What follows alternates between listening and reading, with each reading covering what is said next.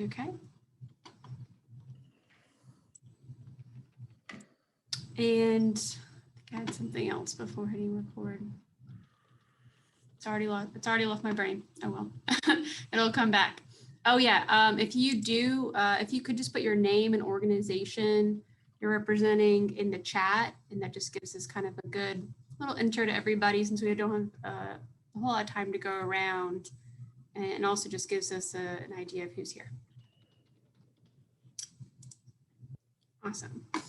So we're just gonna get started. I think, I'd sent out an agenda, and the first thing we have on there is welcome, of course. Just so before I get into the report outs that kind of are gonna jump into that this morning, I wanted to revisit some conversations we had in the February meeting. If you recall, Melanie did an excellent presentation on collective impact, and we talked about some of the elephants in the room that occur when collective impact is trying to be undertaken. So I just wanted to revisit some of those things, because we then brought that back to the steering committee and kind of talked about what are some ways to combat those issues. So as a recap, some of the first ones that we had are really two things. There's kind of it's been done before attitude, right? Or we've tried this, particularly not necessarily collective impact necessarily, but like maybe a certain program where we've done this type before. We just maybe haven't done it in a collective or collaborative sense. And then the loss of momentum that you can get as well. And so I think two things that stuck out that came out of our steering committee members were really great. One is to combat that lack of momentum is to keep sharing accomplishments, not only just from this group, but what individual members of this group are doing in their organizational work.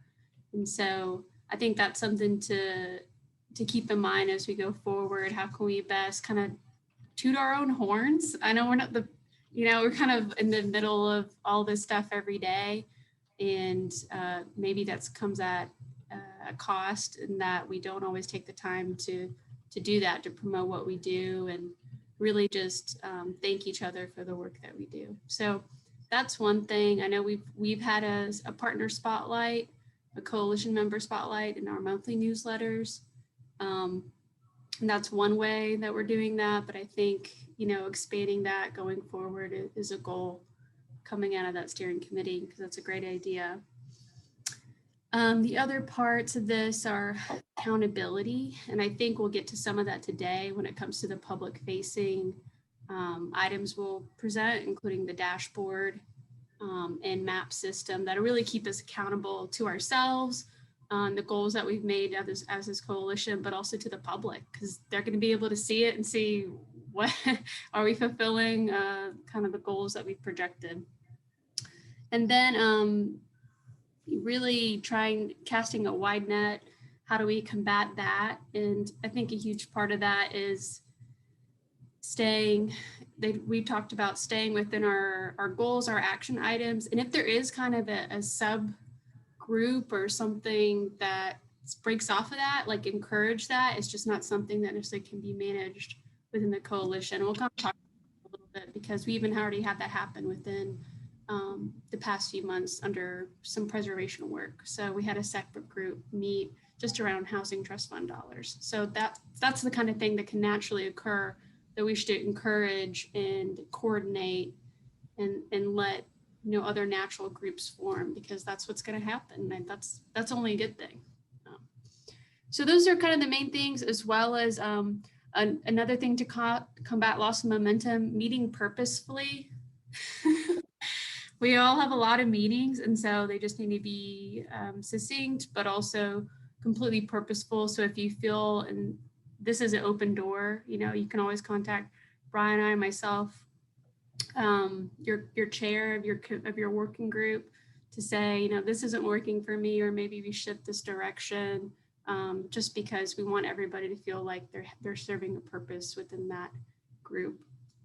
And then last was just guiding values, and we kind of went over those in our first working groups. We had kind of an outline of what a working group is, what the roles are, but then also what values exist coalition-wise. And I think that helps keep us on a good trajectory and remind us why we're here, why we're doing the work, and really the great need that's out there that exists in our communities is what we're trying to face every day.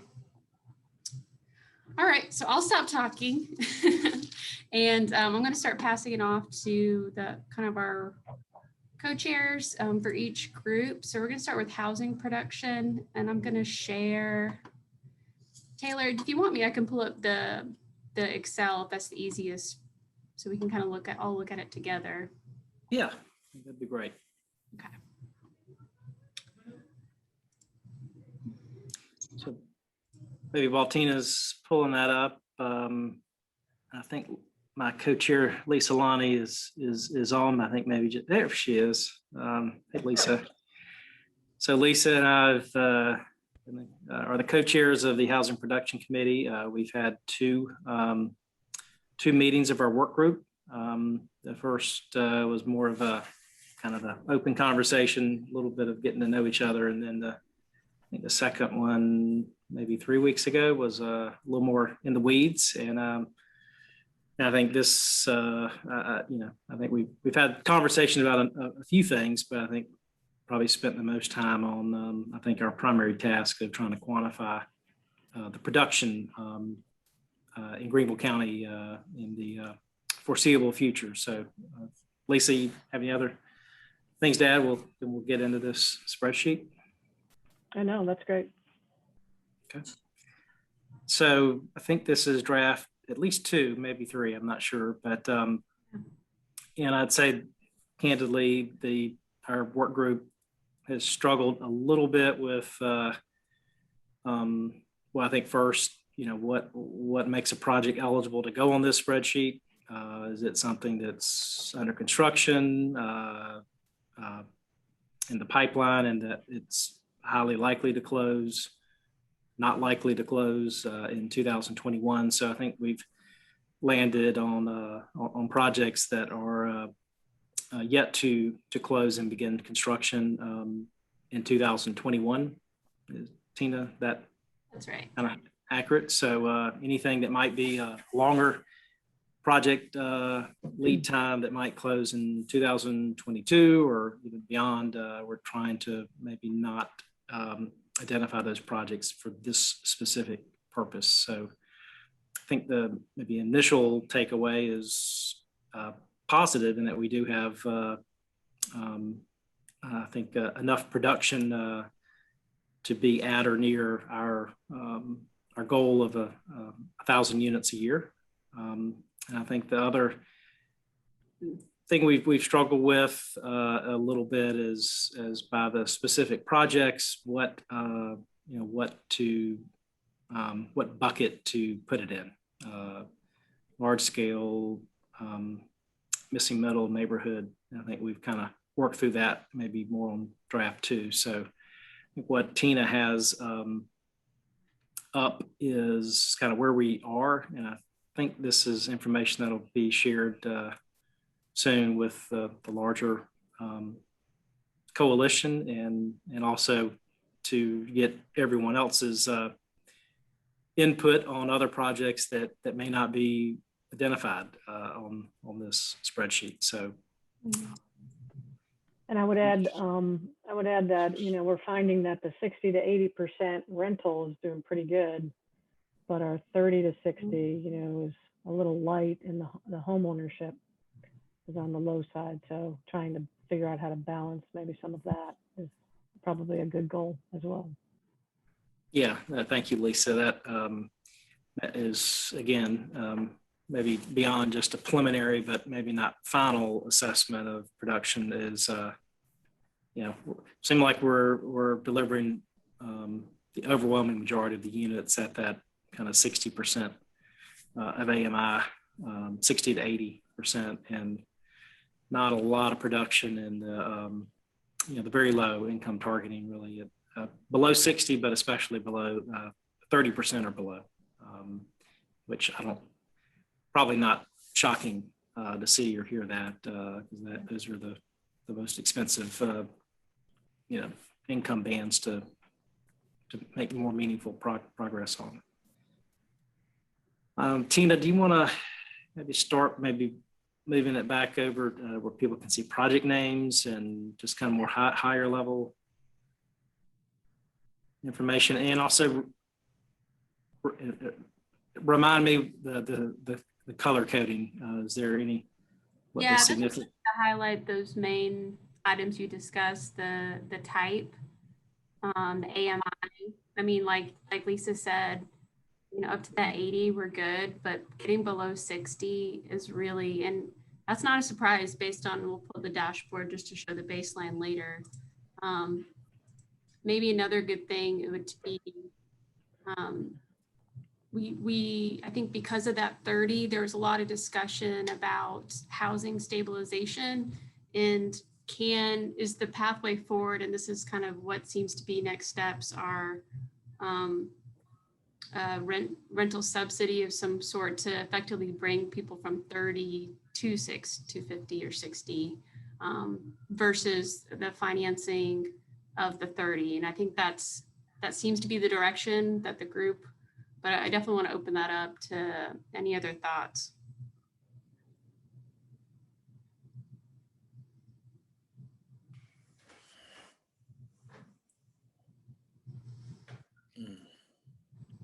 And then Bruce has a question actually in the chat. Why do you think that is, with the focus on the rental units at 60 to 80 rather than 30 to 60? Is it a result of available funding sources?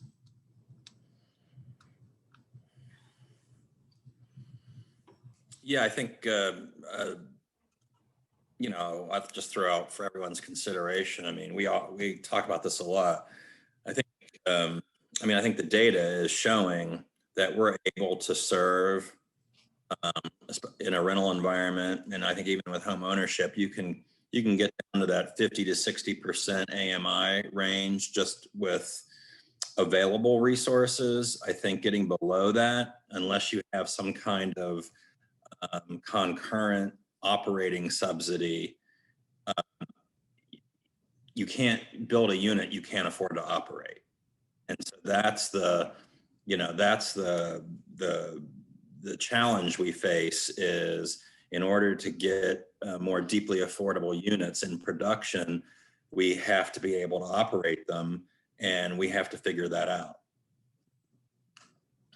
So, and I think, you know, that's going to require, you know, a larger community conversation about how do you prioritize available resources, and then how do you bring in, you know, new investment to meet these goals. And that's, I think, as we move forward, that's the work we're going to be, you know, we'll have to engage in. Mm-hmm. Ryan, this is Lorraine. I agree with that 100%. I think that we have to come up with not only long-term solution. It can't just be a grant 1 year or a grant 3 years. It's got to be a long-term solution, as well as we're not going to be able to, a performer will not work at a $200 or $300 a month rent, you know, schedule. It just won't. And so in order to, you know, it's got to be a lot of different pockets of money, not just one avenue. And so I think we do have our work cut out for us, but it is possible because people are paying attention now to that level of funding and why it's important. And there are some good examples. I remember Taylor mentioning partnering with Department of Mental Health. You know, there are certain levels, if there's a targeted population, focused population in, it can be supported with that 30%. It's just not gonna go towards the larger, you know, group of people who fall under that 30% AMI, which is honestly anybody even working full-time in a minimum wage job is gonna be 30%. Yeah, Tina, I think the big issue with us in terms of going to mental health or behavioral health for support is their lack of actual case management. They just don't have the bandwidth. And so, you know, how do we expand that bandwidth so that they can, you know, be a part of projects? Church Street Place has 9 units dedicated to mental health, but that's literally, that's their protocol for that funding. But, you know, again, if we did 4 Church Street places, how would they be able to? They wouldn't. There's just no way to cover that kind of level of number of units. Right. I think Do as we the have an- housing authority, that's kind of, I guess, where our wheelhouse is, because that's the income demographic that HUD really mandates that we focus on. You know, when we're pulling applicants from our wait list, 75% have to meet that 30%, that ELI. So that's positive for us in a way that we know that we're focusing on that income demographic, and just have to figure out how we can do more development to meet the need, because it's just such a large need, you know, not just here in Greenville, but all throughout. So, you know, how do we continue? And we've done a great job here at Greenville Housing Authority of meeting that. You know, I think that even for the senior sites, one of the things that we're kind of realizing is, I think that that age demographic has sufficient affordable housing, and we need to really kind of do some more multifamily housing for that particular demographic to meet the need for 30% AMI. This is Melanie. Do you have any strong veteran housing projects currently in play or focus on that? So Melanie, what we do have is, I think, 172-ish vouchers that are specifically targeted for veterans who were experiencing homelessness. Right. And we collaborate with the VA, and they are the ones that make the referrals. And then we provide the vouchers so they can find housing. So we've either done a tenant base where they've taken their tenant base voucher and found affordable housing, or we've been able to parlay it into project base, where we will make sure that that unit is affordable and they're only paying 30% of the AMI. Okay. But I think to another pathway that kind of jumped out of that permanent supportive housing you were talking about, Lorraine, and discussions of Department of Mental Health funding, even though it is limited, is that, you know, the health system in general, and we've seen Prisma be supportive in this area, and how can we get others on board to kind of help provide and insulate with those wraparound services where it matters most. And I think that's something we're exploring. And so I'm excited to see that direction kind of fluff out a little bit out of this group. But it's difficult. It's difficult to reach that 30 financing wise. And I think that was the biggest point that came out of that. And then homeownership wise, I mean, land in the city and county is pricey. And so really making homeownership work, you know, the city, I think that was another thing that we saw out of the study, and the plan was that it's a majority rental largely in the city. And so to make that work, to make homeownership work, affordable homeownership work where we need it most, is implausible right now, especially for our partners who are participated in this. And, you know, with Homes of Hope and Habitat, it's very difficult. And so one of the questions on here was from Rebecca from the city. Are they most of the projects predominantly in the city? Most of them are for rental. And then these home ownership ones we have are in the county. So you see Berea and Taylor's. There's one more in Berea that is rental. But you can see it right down the line. That's exactly what's happening.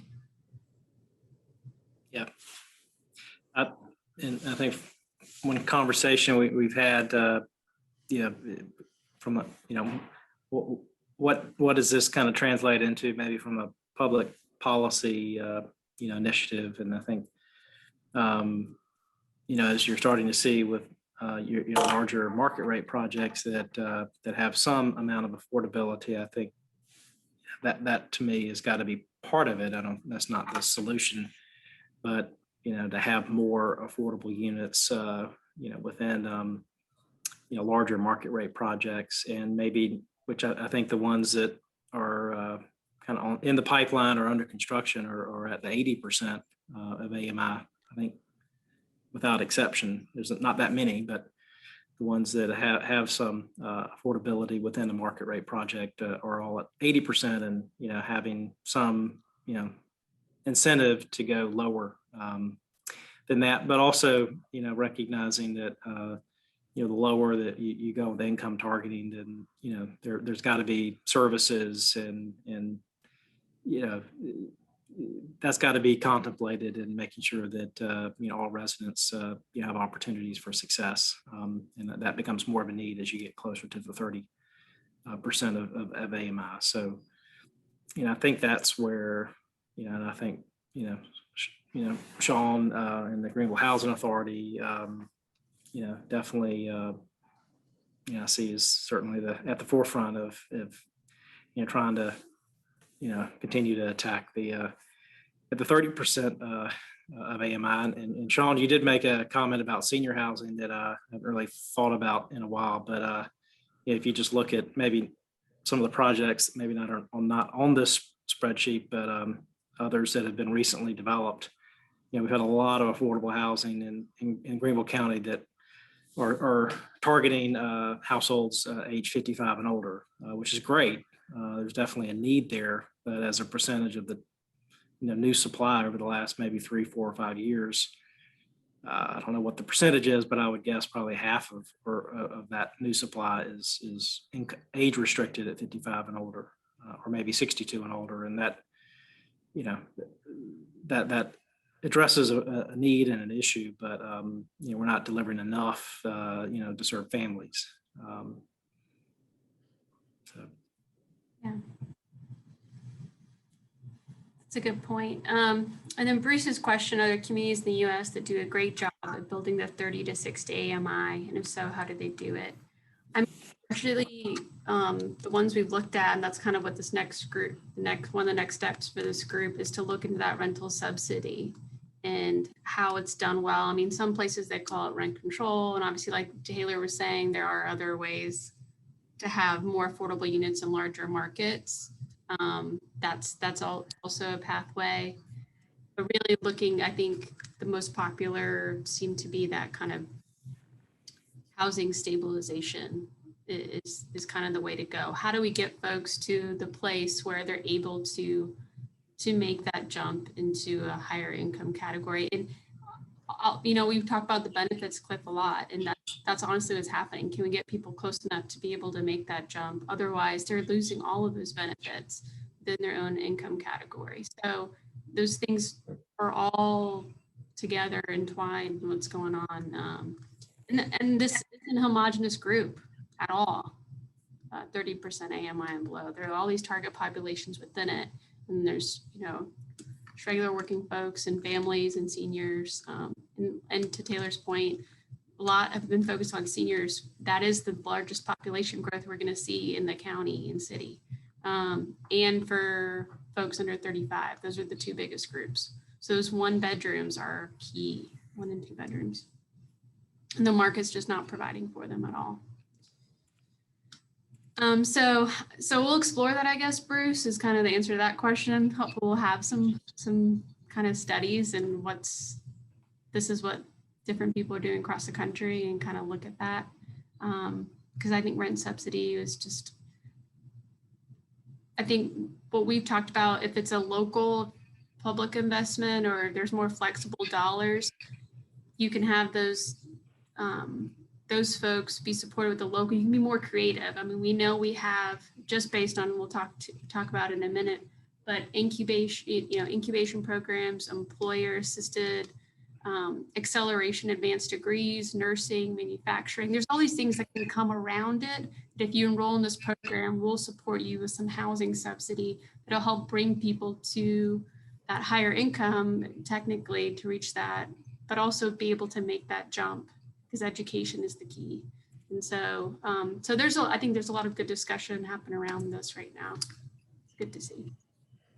It's well said, Tina. And I think there's, I sort of think about that as like, what are the move on populations? The populations that can come in, up and out of assisted housing into self-sufficiency. And then there's folks who are going to need, more long, like elderly, they're going to need assisted housing long-term, disabled, chronically homeless, et cetera. And I think the only other way to increase the supply of supportive housing, in addition to the operating support we need, is to really look at more of an integrated supportive housing model. I've never done one of those personally, but I've been learning about them more recently. And basically it's where, you put in a tranche of supportive housing units in a larger development. Maybe you have higher rents that are able to support the lower rent of the supportive housing. And just another example of what we're going to be researching and looking into to see how we can best increase supply. I think some good news on this is that we know we're getting our users. We're at 1,200, over 1,200 for the year, and that's just with the members of this production group participating. So we're going to send out the larger survey. It'll be tweaked a little bit just to have some more unit type characteristics, but that's going to grow even more. So we know we're hitting the unit numbers. We're not hitting is the AMI. And that's where the rub is. So thank you, Taylor. I think I'll close this, and we had a few other things to hit on before we move on to preservation.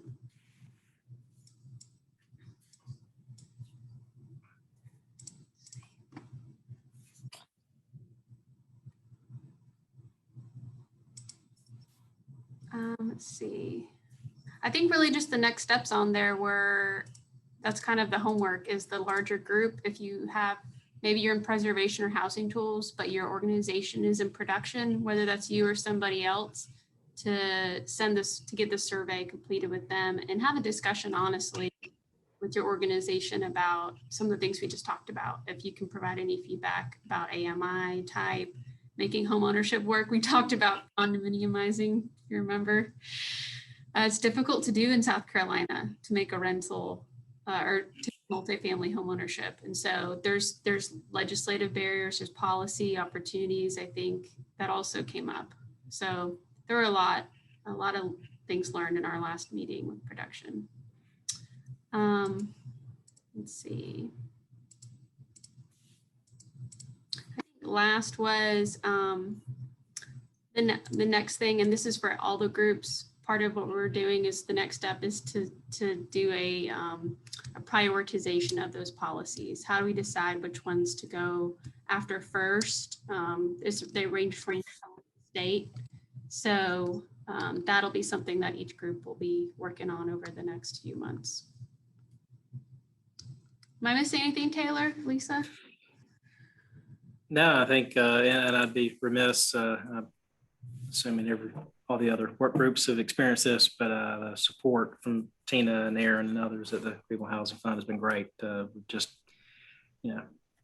most of us have other jobs, and tracking down information is sometimes, some of this stuff just wouldn't happen clearly without the support. And it makes, I think, progress certainly easier to sustain. And so thank you, Tina and Aaron and others.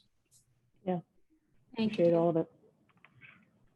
So if you know of a project, or you think you know of a project that's not on our spreadsheet, just share what you can, and we'll kind of help track down details if you don't know them, because we do want to have a pretty accurate. I don't think it'll be 100%, but it should be. We should be able to get pretty close to 100% accurate on what the production is in the upcoming year. Okay, awesome. We'll move on to preservation. I'm going backwards. There we go. All right, so we'll have Chris Manley and Brian Alpers are our co-chairs. So I'll let Chris and Brian take it from there. If you want, I can go ahead and pull up the Excel, Chris. That's best. Sure, that'd be great.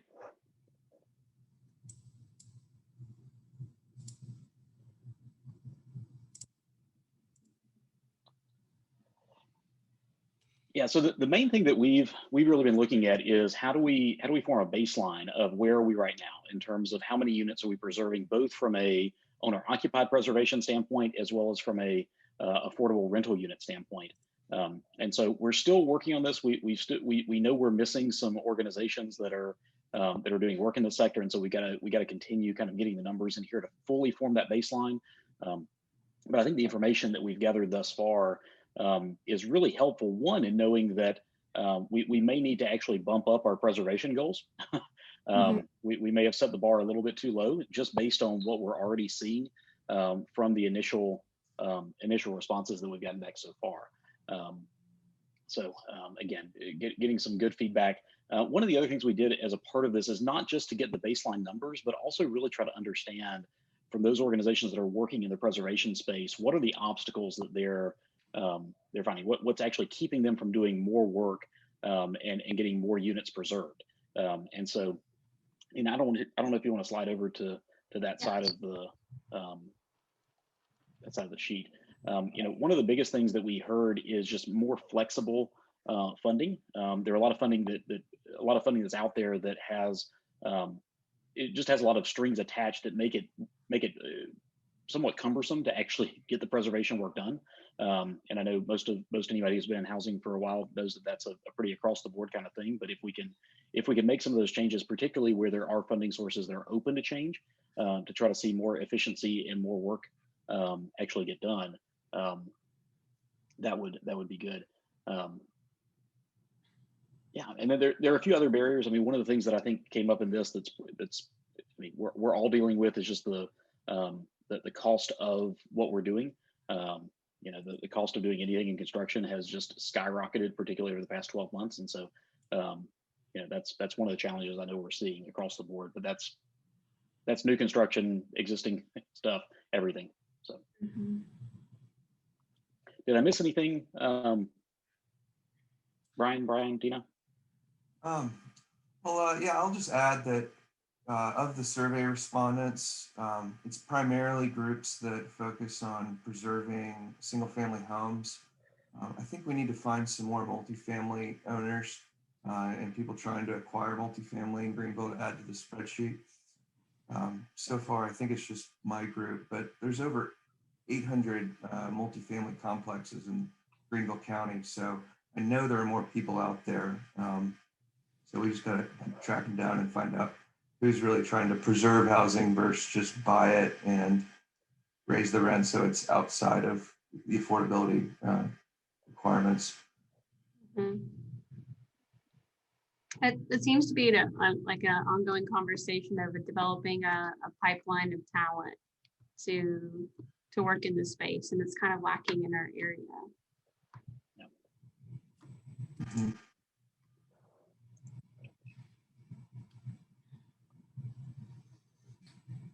This kind of shows what changes been implementing, streamlining, stronger relationships with contractors. Those are some of the good examples. And then in terms of incentives, of course, like Chris talked about, more flexible spending, but also I think we've thrown in there property tax abatements, which have come up through our plan, and that is being a possible pathway to help meet that gap between what's the home repairs needed in a house and what's covered by a grant, because that seems to be like a very large problem. They just get bigger every year. Roofs cost more, HVACs, those really go up, and then you add all those up together in one house. I mean, you could have easily $35,000 worth of work. And I'd add one other challenge is going to be just finding multifamily that's priced at a reasonable rate. Right now, the multiples that you have to pay for the cash flow that these properties generate has just skyrocketed. And so it's really difficult to just be able to pencil out the numbers to buy anything at its existing cash flow. And many people that own these existing properties that aren't investing into them and are letting deferred maintenance build up are just holding on because they're able to do a cash out refinance and still pay themselves a lot because cap rates have compressed, so prices have gone up.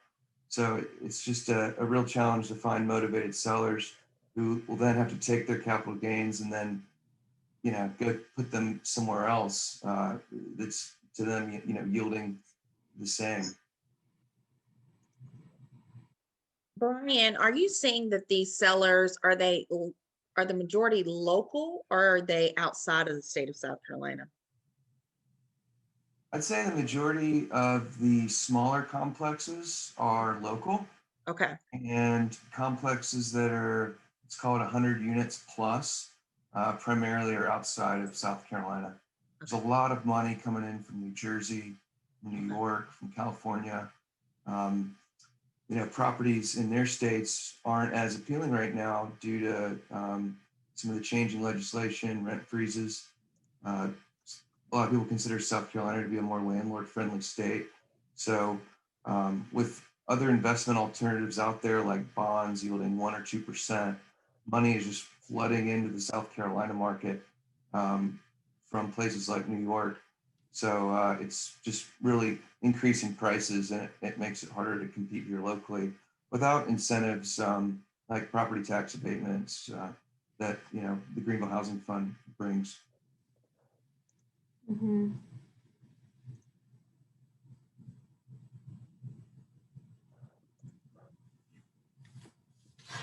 That's a good point, Brian.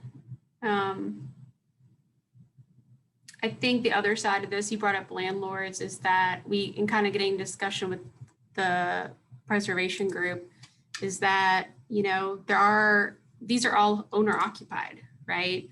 And so, which is good. I mean, we need that. We 100% need that. I think the other side is this, we have some monies like through us, Community Works, for landlords to make some improvements, incentivize keeping them affordable, but how do we expand that on a greater scale, and also just hold landlords accountable? Like you just said, it's kind of, South Carolina is very much landlord friendly. And so one thing that's been discussed, which I think is a really interesting concept, is landlord registries. And in many cities there's as little as $5-10 a unit. But it creates not only accountability, but easier process for landlords, and the ones who are doing things well get incentivized to do so. They don't have to have as regular inspections, or if there is a code enforcement issue, they have a good history with that landlord to either, not issue a citation or kind of work with them. And so we looked at the kind of the initial research on that, and it's really interesting, obviously, because it's a double-edged sword. What if they make these improvements and they pass them on, obviously, to their tenants? But what's been interesting is that all the studies over the last 2 decades, since that's kind of when it started taking place across the country, is that the positives way outweigh the negatives, and that improving housing stock and quality of housing in a community has been directly tied to the implementation of landlord registries. And so that's, I think, again, when we talk about policy prioritization, something that we'll explore a little further with this group. But it's been, I think, an interesting, it's just a development, and that's kind of what this is. That's what this whole coalition's about. We have a work program, obviously, but things are going to come up and change and put us in a new direction sometimes.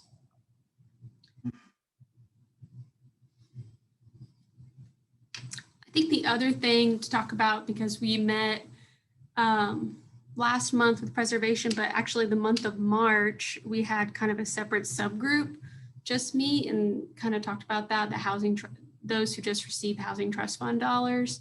And we were just able to identify, I'm going to pull up some of those notes,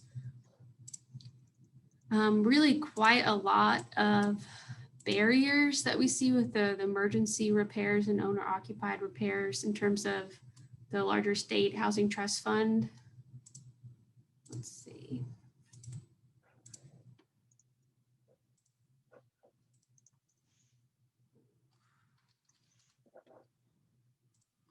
And anybody who was in that meeting, feel free to jump in. It was people from all over Greenville County. Let me see, can you see this here? Okay.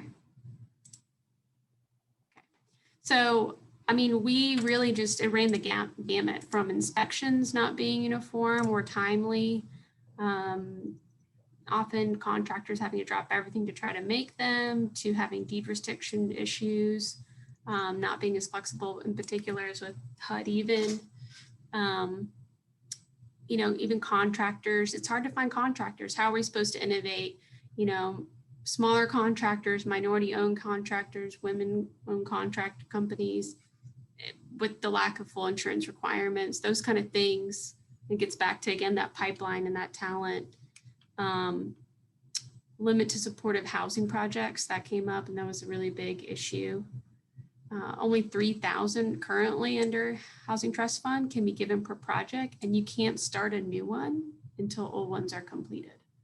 And so these are the kind of things that are already being led by organizations like SCASED, talking with SC Housing. So per members of our coalition who have been working with them to try to address this, I think really the next step is to reach out to SCASED, you know, have them come up to the upstate kind of for a round table similar to what this was, talk about a lot of these issues and opportunities to address the barriers with SC Housing, since they already have a really good relationship in this vein of Housing Trust Fund dollars, because we just want to open it up. We don't want we want efficiencies to be worked out. You know, we're hearing all these different things from coalition members. And so I think part of our responsibility to make preservation better is to help reduce those, but obviously fall in line too with the organizations that are leading this across the state, because it's a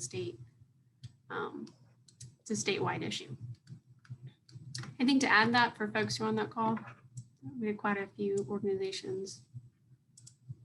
Yeah, I have a question. Was there any conversation related to infrastructure in some of our older neighborhoods that have been kind of forgotten and not improved on? You know, I think if we think about how to improve stormwater and, you know, right-of-ways and those types of things, lighting, that, you know, I think that may help some of these smaller developers come in and help renovate and move some of those houses.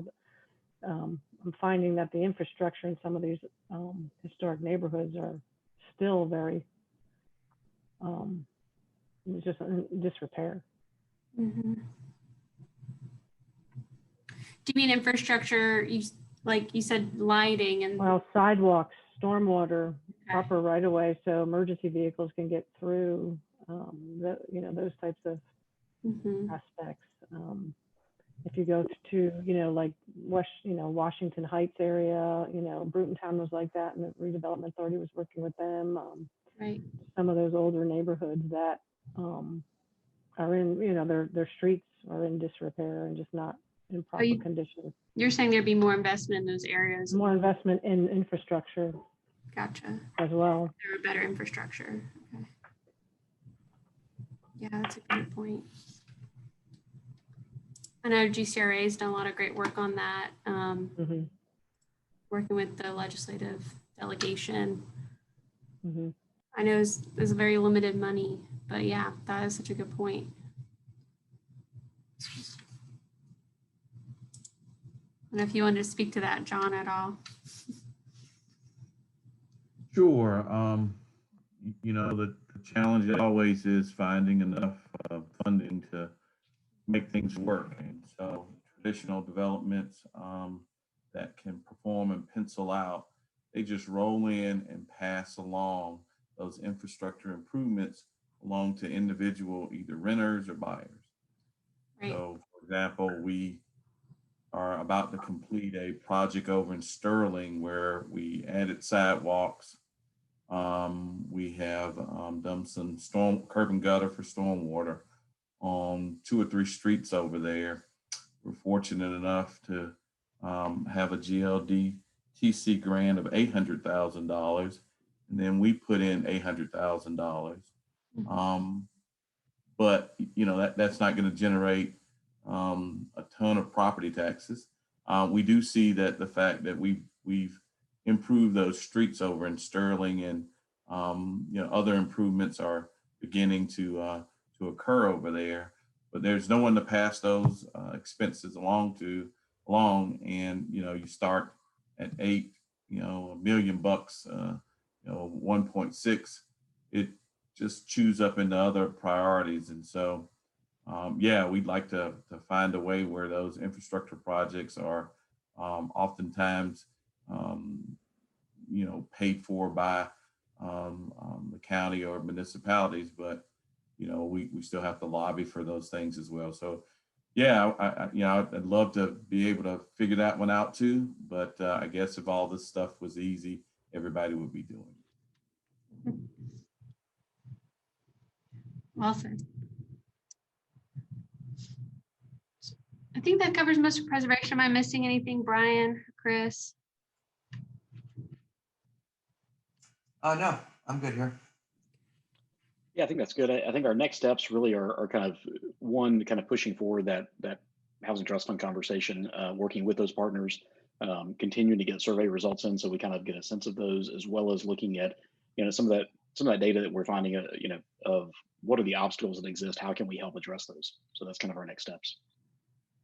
Yeah, good point. We'll send that out to the larger group now that's out of preservation. And so if your organization maybe isn't in the preservation group, but does some preservation work, then make sure you fill that out and get that back to us.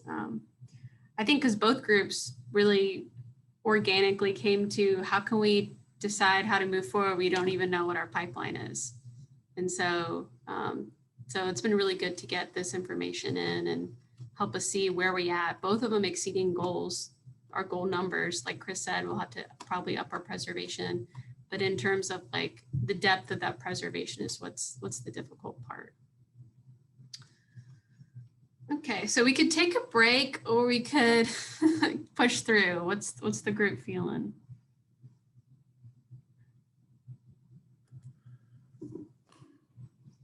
Let's keep it moving. All right.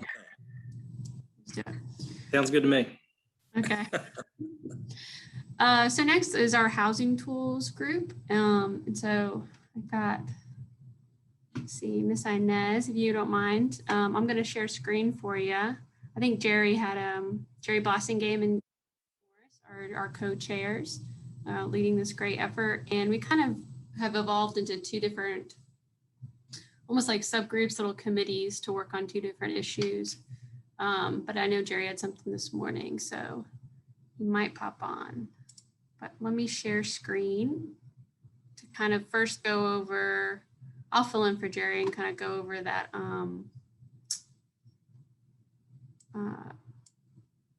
Let's see.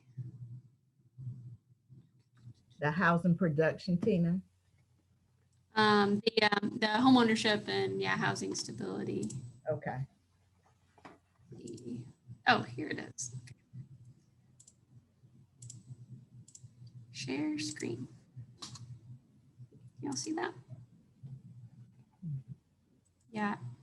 Well, Miss Inez, you were in this meeting, so if you don't mind talking about, got it pulled up, these barriers and accelerators that were really the result of a focus group around barriers to home ownership and housing stability. And it was done in conjunction with REAM, the United Ways, Race and Economic, I'm gonna mess it up, Equity and Economic Mobility, is that right? I'm not sure either. It's Racial Equity and Economic Mobility Commission. Racial Equity and Economic Mobility, okay. Got it. So these are some of the barriers and accelerators. If you want to kind of go through some of these, Inez, read them through, and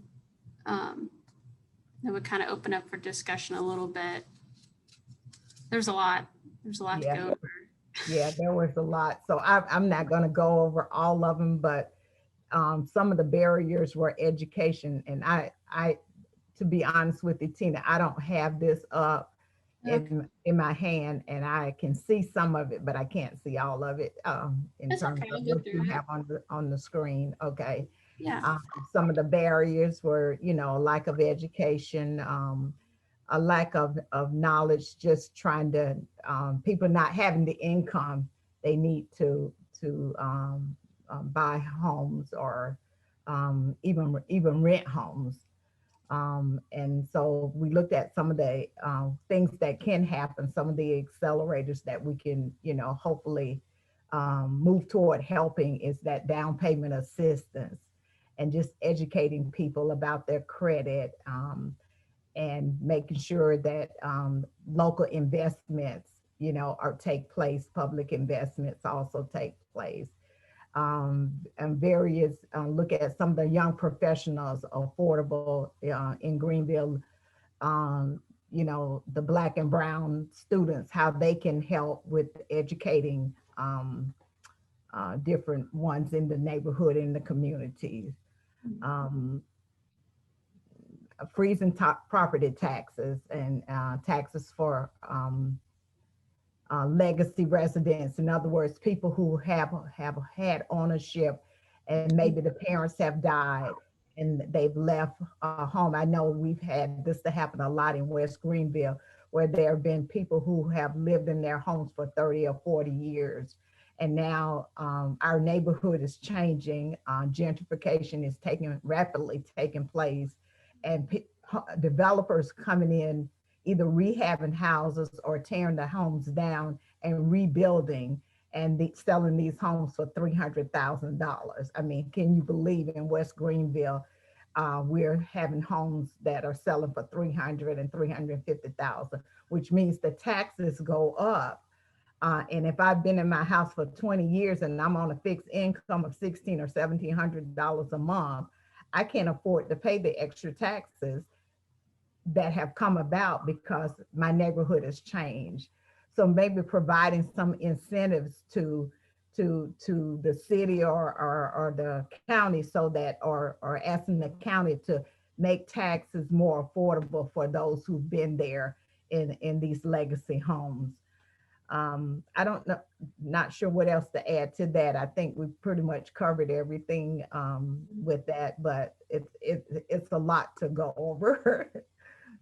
Yeah, thank you, Inez. There were a lot of examples. I mean, just obviously historically of barriers, and actually we have an upcoming event kind of talking about these on May 13th. If y'all haven't seen that email to register for racial justice and the color of law, because it kind of goes into some of these policy barriers, discrimination, lending practices, like access to first FHA loans, for example, apart from just physically segregated, and we see that your zip code absolutely depends, on everything in terms of your education and housing. And so we touched on a lot of these barriers. And then another one, I think that was surprising, that also is talked about with color of law, is appraisals being sometimes higher for Black homeowners and interest rates being higher as well.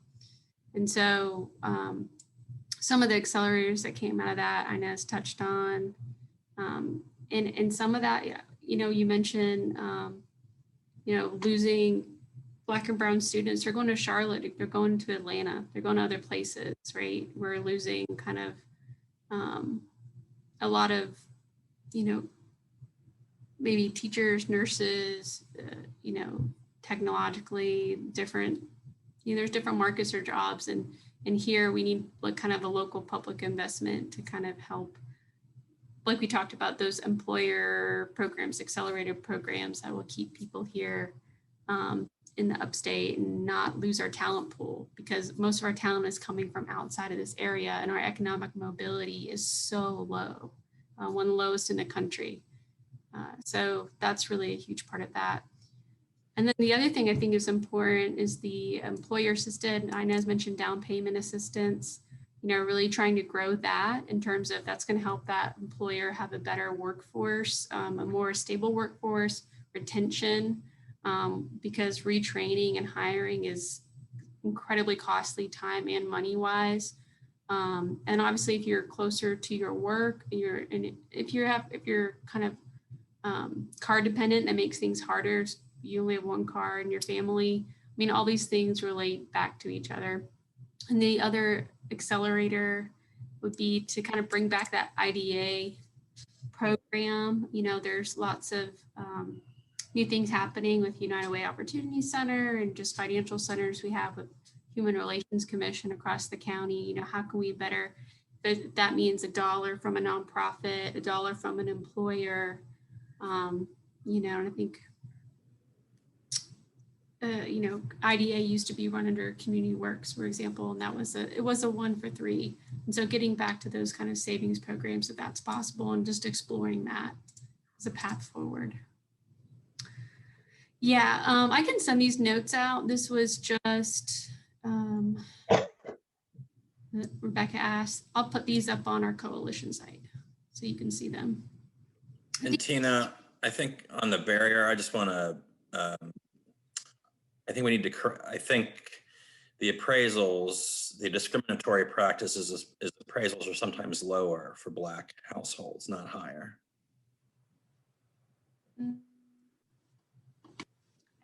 I don't know. We heard both. I mean, we heard higher on the thing, and I had read that before. What is it in reference? So, Tina, appraisals in regards to if you're trying to get your home appraised for value purposes, for lending purposes, it's lower for Blacks. Right. If you're thinking about appraisals in a different space, maybe. Okay. But it is, yeah, appraisals tend to come in lower for Blacks. That way you can't get the type of funding that you need to be able to purchase the home because there's too much of a gap. When you do an appraisal, okay. Yeah, and especially in the historically Black neighborhoods. Right. Things that happen a lot, and they don't get the appraisal value that's really its worth. Right. Even new home construction in a predominant Black neighborhood will come in can come in lower, which makes it harder to make the transaction work.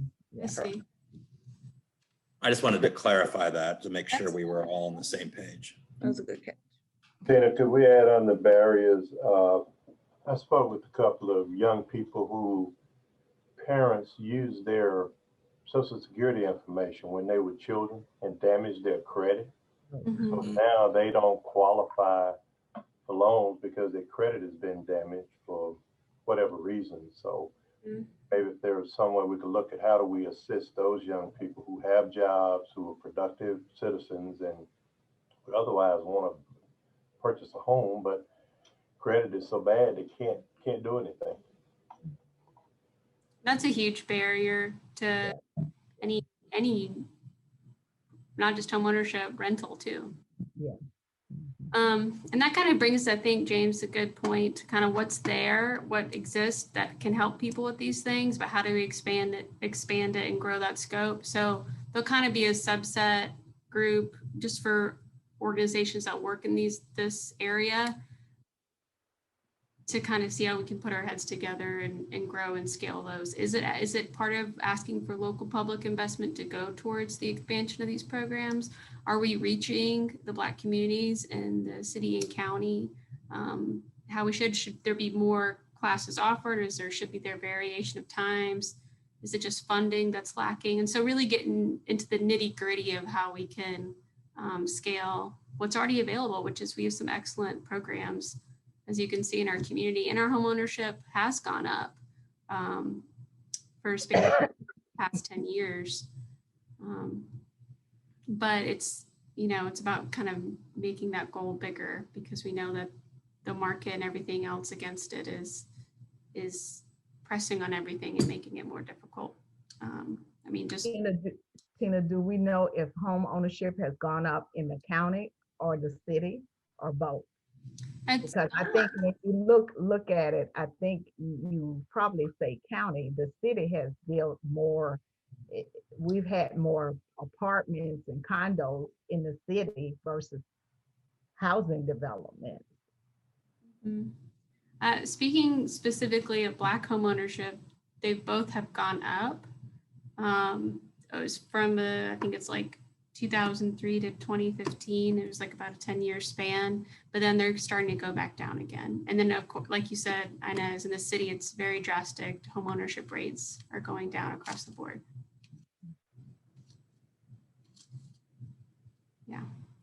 So that's kind of one facet of the Housing Tools Group is focusing on that. And it's really allowed us to dive into this issue, as well as for production and preservation to kind of figure out their own policy direction so we can all come together on advocacy as we move into this next phase.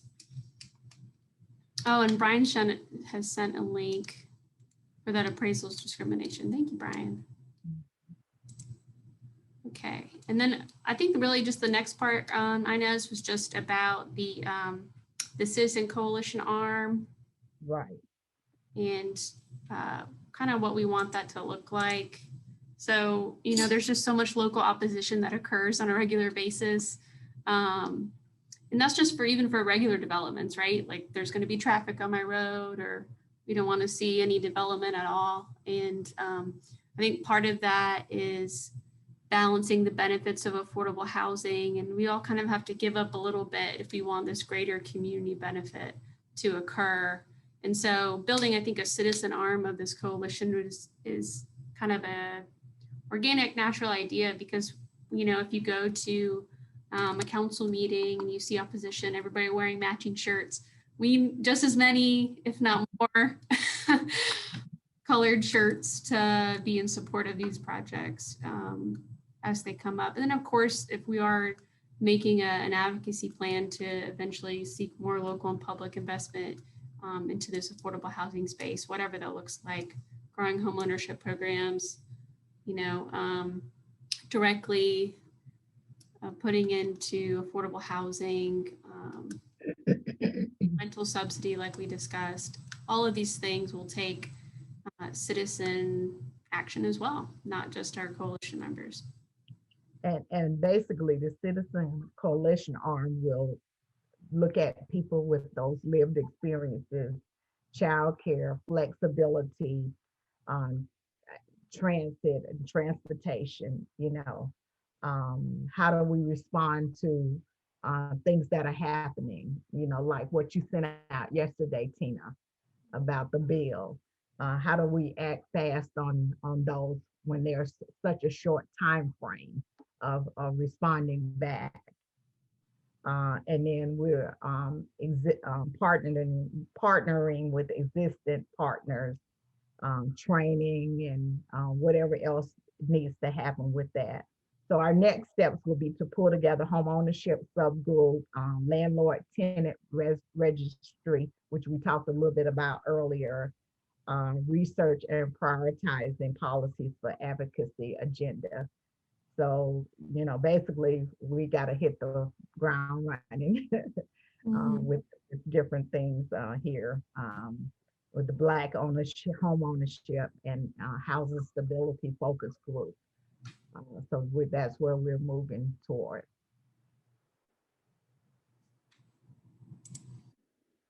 Thank you, Inez. And I think those items you talked about, so it's accessible as possible, are really important. That you know, it's if we have meetings that they're accessible, and if, you know, is it possible to bring down those barriers so any citizen can participate? It's huge. I do know there are some existing, like, you know, Upstate Forever has a planning academy. They kind of do a Advocacy 101. I know Public Education Partners has one. And we're working, you know, with other partners in the Homeless Alliance. They're starting an advocacy training. So there are things I think we can plug people into so they get comfortable working in this advocacy space, but then we have specific training around affordable housing issues and policy that we might reach out to different coalition members to help craft that over time. So people feel comfortable showing up in front of council. I mean, that's kind of a difficult thing to do. It takes a lot of practice, and you basically have 3 minutes to say what you want to say. And that within itself is part of it. And then even how to build a relationship with your elected official, all these kind of things to help people feel comfortable. And Inez made a great point. I think it was Inez or maybe Sean that we talked about the different populations. You know, we might have to mail things if it's seniors who are involved with the coalition. We might want to work on social media if we're trying to get to younger folks. We're just going to have basically a blend of strategies to engage different folks across the city and county. And that includes with the municipalities within that too, because they face local opposition all the time. And so it comes back to education. And then having a way for people to be at these meetings. A lot of people don't have internet or they're not familiar with Zoom. I mean, we're having that challenge even with our church, trying to, people want to be on Wednesday night, but they don't know how to do Zoom. So I've had to go one-on-one to people and help them get set up on their phone.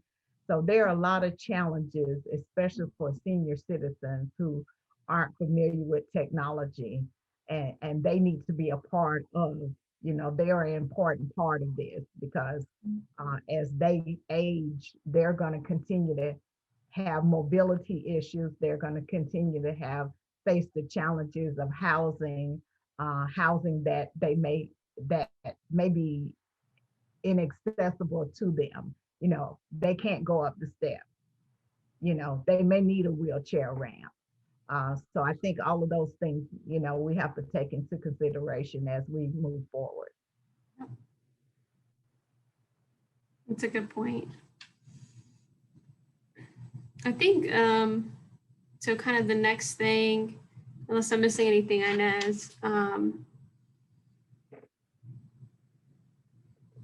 is kind of moving on to our advocacy report. That kind of segues into a lot of this, but let's see if I can share.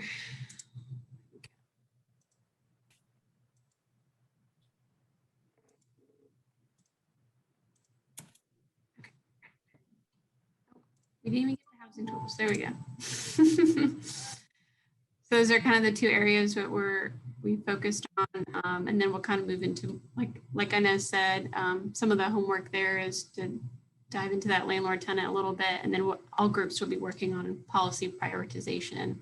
I would say before we move on to the advocacy that the largest part of this, and we touched on it, was education and messaging, and everybody has probably their own affordable housing story. They just don't realize it, or you might know somebody who has one. Like, it was difficult placing my parents into any kind of affordable senior housing, or, when I was out of college, it was difficult to find anything affordable, basically low income. Everything, either you might know somebody if you've not gone through it personally yourself. And I think that's what part of the messaging needs to be about, is personalizing it, but also what the larger community benefits are for affordable housing. These are some of the things that we'll be talking about as tomorrow we launch our joint council work group with members of city and county council. And so there's 4 members of county council and 3 of city, and we kind of covered this. We covered this in our last newsletter when we announced that.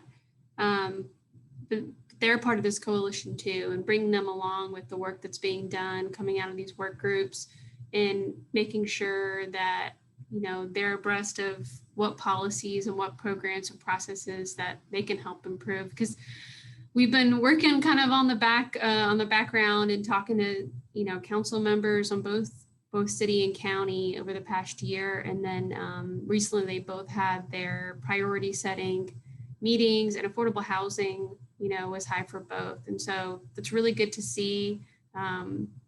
We've been asked to do like a presentation, a workshop going forward. So I think, just having these discussions regularly and having it be in the minds of elected officials is one thing. But also, like I said, the messaging around that, we're trying to, as GHF, trying to look for some larger, maybe a third party, either a consultant or someone to work with to kind of get products for messaging around this that the coalition arm could use, that the citizen arm can use, the coalition could use, as we kind of work over the next year towards some of these goals with both councils. Okay, awesome. Anything to add with that, Brian? No. No, I think that was good. Thank you. So we've had quite a lot of advocacy. I've been surprised. Yeah. Which has been great. I mean, you guys just sent me whatever's kind of going on, and it really just shows you how big this ecosystem is of affordable housing, not just in South Carolina, but in the upstate. And so I guess the first things that come to mind, and feel free to jump in here, anybody, with the housing authority that was coming up through the county in terms of ability to be able to issue credit. Issue bonds. Bonds, thank you. I'm like, that's not the right word. And so, you know, that talking about this coalition, talking about this joint working group, you know, those are discussions that came up, and it seems like there's some movement forward on that. And Sean, if you wanted to speak to that, great. Yes. Sorry, I'm trying to get my screen together. Yeah, I want to thank all of you so much. We submitted a request to be able to issue bonds within the unincorporated county of Greenville, which the laws state that a housing authority can issue bonds. But there was some concern from some of the county board members about what that would look like in their communities, and had some questions. So I really want to especially thank all of you all. We drafted a letter to try to explain it to the commissioners, what that was and what it meant and the impact that it would have. And a lot of you all volunteered to sign the letter. Brian, Tina, and John Castile, thank you all so much, because you guys were really working in the background too. You met with the commissioners yourselves independently to explain the importance of affordable housing within the county. You know, you kept me encouraged when there were times I was balled up in a fetal position, trying to get them to understand the impact that it would have on residents who were in need of affordable housing, and how that would also impact their community as well. So it was a really great collaboration within the coalition, and some of you all who really pushed and helped us push that. It was approved by the county board on April 28th. So thank you all again so much. It's great. And now we can go forward and work with developers and collaborate with them to provide more affordable housing in the county of Greenville. Thank you, Sean. So that was a big win, I think. And we're just so grateful for the Housing Authority and their leadership in this, and for council members for really, you know, kind of diving deep. There's been some good discussions. Recently, and I just sent this out even yesterday, because the Senate Bill 436 that's working through the legislature, we had sent out an alert when it was coming out of the Senate to the Senate floor, and then yesterday the left House and Ways and Means Committee to go to the House floor. And so I think we're optimistic it will pass, but you know, obviously that final push is really important, as it'll go tomorrow, most likely on the floor. And so please just do so. I kind of send a template of what you can send to your representative, and remember it's your House representative, so make sure you change that language to, instead of dear Senator, dear Representative. And really, this has been kind of a game changer for private investment for CDFIs and community development corporations.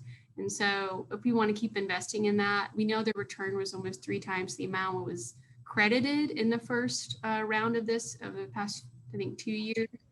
And so we just want to do our best to make sure that this passes, and that we're continuing to meet that public investment with even greater private investment. And that's been the case so far, and it can only really go further with this act passing. Anything to add to that? Some folks have been active.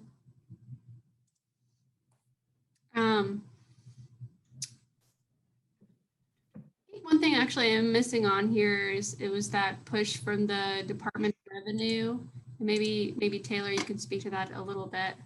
Thanks, Tammy, for saying that. Thanks for supporting this credit. Yeah, we definitely want to support you.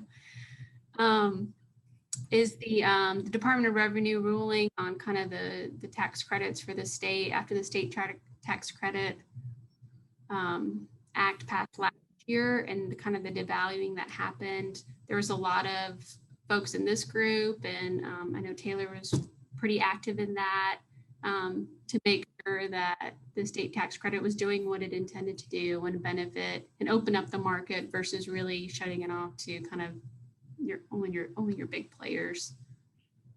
Maybe. Yeah. Yeah, I think it's positive, and I won't get into the maybe all the minutia. I know many of you on this call are familiar with it. It just really had a pretty significant negative impact. The SCDOR revenue ruling in response to the passage of the state low-income housing tax credit last year, where it really created uncertainty in how those credits would be syndicated, and therefore the value of those credits would have been substantially less than they would have been or could have been. So the end around has been to pass legislation to really close that loophole and provide certainty to the equity markets for the state LIHTC. One of the attorneys that we kind of get updates from with Parker Poe just the other day gave an update, which long story short, it should be signed by the governor, hopefully by the end of this month.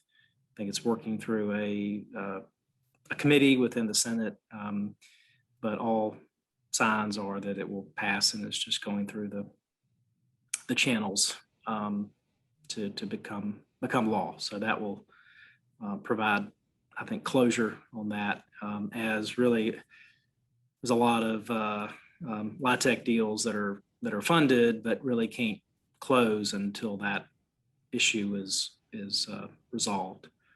I think maybe one other thing beyond that is the revenue ruling from the SCDOR is anticipated to come out soon. In regards to the legislation passed last year, I think late last summer, which I know some folks on the call, in particular, Greenville Housing Authority was instrumental in getting introduced and passed, that provided property tax benefits for nonprofit organizations in affordable housing developments. I think that the intent was more specific to local housing authorities, but there's some optimism that the revenue ruling will allow maybe greater flexibility for different types of development structures to, again, provide more affordable housing, but also to provide an easier path for nonprofit developers to participate in a more meaningful manner. And I know, Brian, you're a little more familiar with that as well as maybe Sean, but we're kind of waiting. What we've been told is that as soon as the DOR concludes the issue with the state LIHTC, that the initial guidance or the revenue ruling from the DOR will come out regarding that legislation for the property tax incentive with nonprofits. So I don't have a lot more on that particular issue. If anybody else does, I'd love to hear it. But I think on the state LIHTC, I think that should be a closed item. And again, I don't think I've seen something more that caught a lot of attention pretty quickly. And I mean, a lot of stakeholders were involved in lobbying and phone calls and emails to state senators and representatives. So I know many of the people on this call did that. And from what I've been told, it mattered because it really happened, come up with identifying an issue, identifying the solution, and then passing it to all that occur in a matter of a few months. I don't think that's typical in any government. It just takes time. And so, but it's a big deal. So hopefully will soon be done. Well said. We'll keep an eye out and send an update when that DOR ruling comes out. Would be the Governor American Rescue Plan. And so that was just a push. I think it was first through Habitat, and we sent that out through the group. And most of these are coming just from organizational members. So if you have something that you're thinking of, you'd like to share with the group, always just reach out to me. I'm happy to share and push it out. This was in particular about opening up funds for South Carolina to be able to access some of that American Rescue Plan dollars coming down for mortgage assistance. and I believe some rental assistance too, but it had to be accepted by the governor and signed. There was a huge push, I think it's very similar, I would say, Taylor, to what you described, all over the state from different organizations to accept these funds, and he had signed it a few weeks back. So that was a good push as well. So thank you guys for jumping on that. And then additionally, I think through Homes of Hope, I think we sent out home funding and really reaching out to congressional members. While that's still kind of up in the air in terms of the budget coming out of Congress, we did at least see the proposal from the current administration jump from the 1.7 that had been discussed and that we've been pushing for, even up to 1.9. So trillion, that's a lot. And that's really just going to be pretty impactful, particularly if you've seen some of the coverage we've been sending out about home funding and HUD dollars coming down the line to address exclusionary zoning issues and infrastructure, kind of what Lisa was talking about, and those ongoing problems that exist in established neighborhoods, historical neighborhoods, but also just opening up less, I don't know if I would say less regulation, but more opportunity for the market to prosper in affordable housing across the country. And so while a lot of that is kind of high level at this point, we're eager to see kind of what the weeds look like for all of this. It's really good to see that, you know, the numbers are high and actually home funding is going up for the first time in a while and that kind of thing. And obviously we'll have our allocations through the American Rescue Plan we'll talk about in the future. Still to come, we know we did a lot of advocacy for the tree ordinance for the city because that is, you know, really can take a hit on affordable housing developers. It's still a work in progress after the tree ordinance passed. And so we're trying to work with city staff as well as council members with the idea that there will be an ad hoc group or committee that will oversee kind of these tree bank dollars and what can we carve out for affordability, not just for developers, but for residents who are in lower income and, you know, they have a diseased tree that they really do need to get rid of. I mean, we want to make sure the barriers are low and really not impeding one priority with another, because we absolutely see that if you keep maintenance at the forefront, you can preserve trees while also creating a tree bank for affordable in the absolute case that trees do need to be removed. So I think we're really just trying to find a balance there. So we'll continue to push on that. We talked about Housing Trust Fund and SCASED. That's still a conversation to be worked on. And then I think this last one of the last bullets is evictions. We've had a lot of good discussions with partners about you know, growing data. We've got some folks from Furman on the call here. We're working on that. It's a systemically you know, complex issue, particularly with South Carolina and the data that it collects. So we'll be excited to kind of report to you more on that in the future about, you know, possible legislation that could be coming through the state, but also what can we do locally and what data we've gathered working with Furman. And so thank you, Sam, Catherine, being on the call. And then last is the American Rescue Plan. And we've got some folks who are pulling together. Many of you were on the call that Rethinking Homelessness held. It was a webinar over a month ago. And they'll be working with our community going forward, kind of on, yeah, good point, Lorraine. We just paid $8,000 to remove trees on a lot in West Greenville. I mean, this is exactly what we're talking about. Like, how can you make that work? I mean, it's going to affect that person's rent overall. And these are really hit our organizations hard. So thank you for saying that.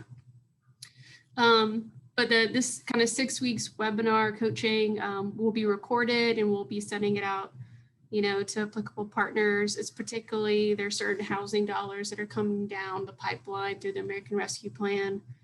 We just want to make sure we're coordinated, just like in reaction to the CARES Act, there was just a lot of trying to get everybody together. Scuffling is very reactive because it was. So I think surprising, obviously COVID caught everybody off guard. So on the American Rescue Plan, just want to be more coordinated, talking together, working through things on all of these different pipelines that are coming both to our city, county, and state to address housing and security as a result of COVID. Anything to add about that? Okay, well, I think we're just really almost at the end here. We just wanted to present two kind of larger, I guess, products or findings with you. So I'm gonna link. Oh wait, you know what? I already have it pulled up.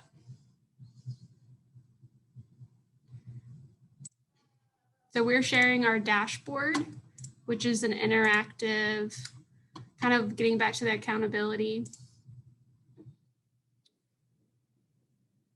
This is a baseline page. It really just shows you can toggle between the city and county, or do inclusive of both to show owner, show rental, vacancy even, just for our housing units in our area. And this kind of gives you a total number down here. It's an interactive page, so, and it's reloading. And so you can hover over anything to see kind of more specifics. What's the percentage of it? What's the unit count? And let's see, on this right side over here, this shows you exactly what we were talking about earlier. It's very difficult to get affordable units, the 30% AMI. This is showing the county, inclusive of the city. But again, you can break those all out separate. This is showing ownership versus rental. And again, you just hover over to see kind of the larger breakdown of those numbers. For those who don't necessarily speak AMI language, we've got an income breakdown over here for the city and county to show that a little bit further. And then on the left, again, this is all super interactive. So if you hover over on the housing type, you can see exactly what we were talking about before. How do we categorize some of these? If it's 20 to 49, we have that at missing middle. Obviously, missing middle has to fit certain categories, but we've got quad, duplex, and then at the county, single family is the largest. Hover over to the city. I mean, you can just see, bam, like there's a much greater housing type. And so that makes for different pricing points, varied affordability. And so that's kind of our first page is the overview, like the baseline. And the second page is really for us to dive in and keep our, goals and actual, numbers met basically on display for everybody. So this is kind of a plugged in right here, and we'll have to address new ones now that we know. But projects completed, this is our budget. These are tracking local investment dollars here. And this shows you exactly the preservation and production breakdown of each. And you can even like mess with the geography here, the typology, if you just wanted to see like how many are we doing missing middle, preserved, and produced. The tracking everything we do, not just like with all of our partners. And so in order to capture this data, we'll just be asking every 6 months for some information, kind of like the survey we just we'll be sending out to the rest of you. And then in terms of home ownership and really making that, since that's one of our top 5 goals, we're able to compare that with all the ethnicities and races across national, across state. How are we doing in terms of access and making, affordable housing home ownership, reducing those barriers for everybody, because really it's going to be in our market kind of a long-term goal. You can even switch to renter, owner, compare the city and the county, compare the state. So it's pretty interactive and dynamic. So this is kind of where everything's living. And it's going to go live on our website. Actually should be just in a few weeks. Anything to add there, Brian? before we go to the map? No, the only thing I probably want to add that I should have started with at the beginning, at the top of the hour, as they say in broadcasting, is,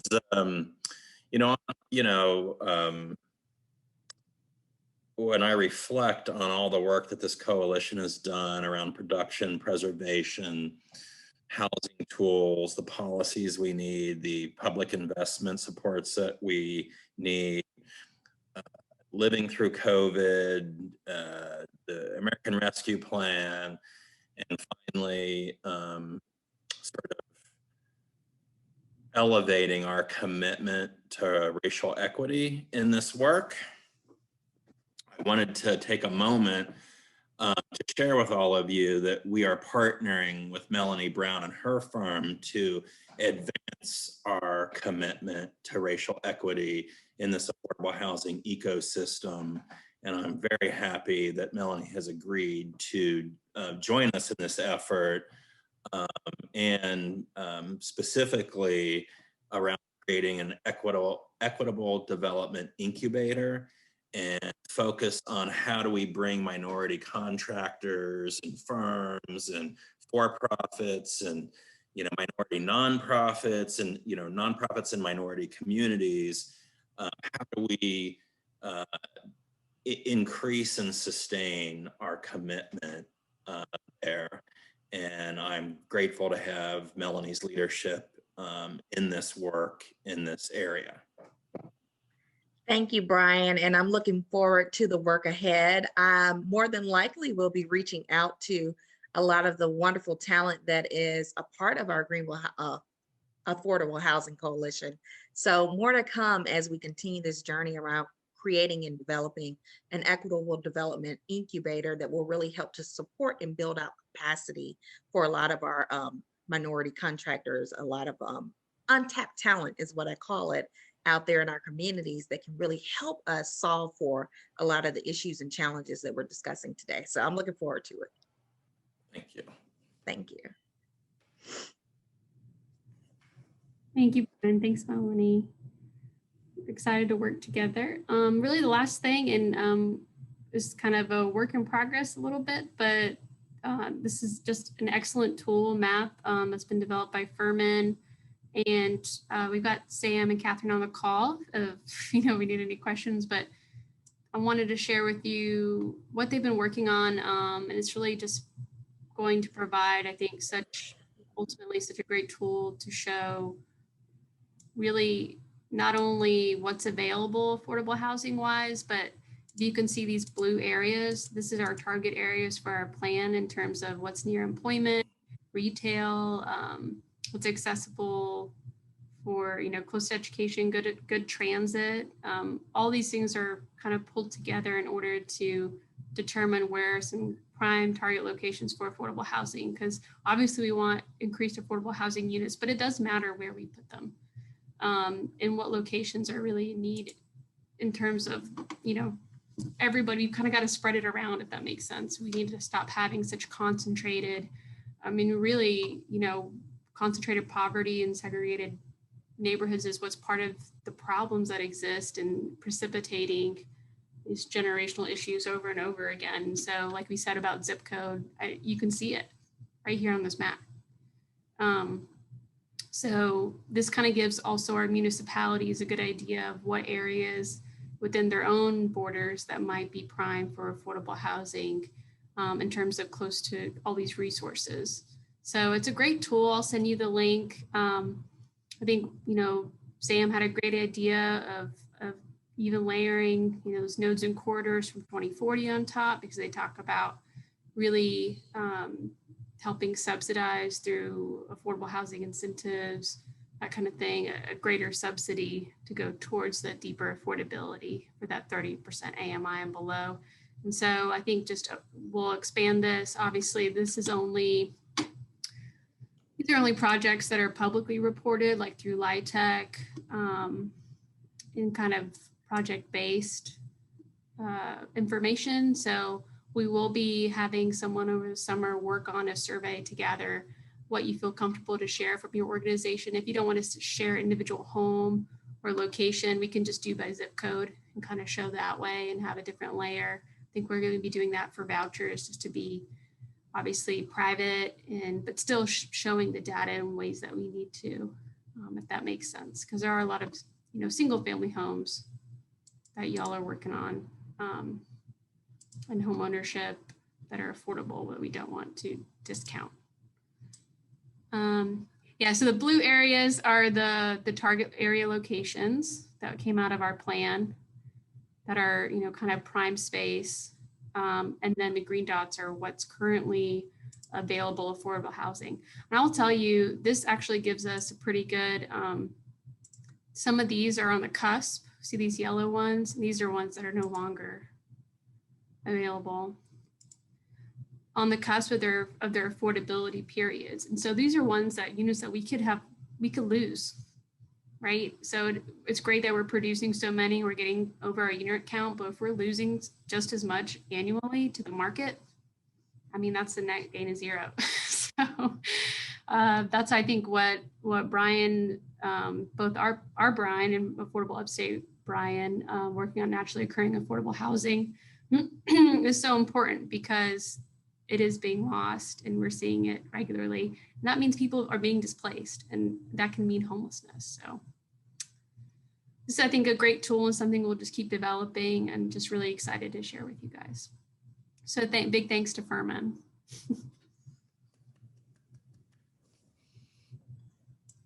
All right, well, if there's no other questions or announcements, I hope you guys have a great rest of your day. Anything from the group to share? I'll let you kind of have a little 2 minutes if you've got something to share with the group. All right, it seems that all hearts and minds are clear. I always like to leave with a quote, so I'm going to do that. This is from Patrick Lencioni. He's like a big organizational leader, writer. And so he says, teamwork begins by building trust, and the only way to do that is to overcome our need for invulnerability. I feel like diving in these work groups, that's been it. So thank you so much for sharing all the issues that you face, and really being quite vulnerable about the work that we do, and the work that our clients our clients being vulnerable too. And so thanks for the direct service, thanks for the capacity building, thanks for everything around it. Great meeting y'all. And again, I'm going to send out those surveys. So do your homework. I'm going to send out a poll to see if we can meet in person next time around, and we'll keep you updated. Thank you, Tina, for everything. Thank you all. Thanks. Thank you.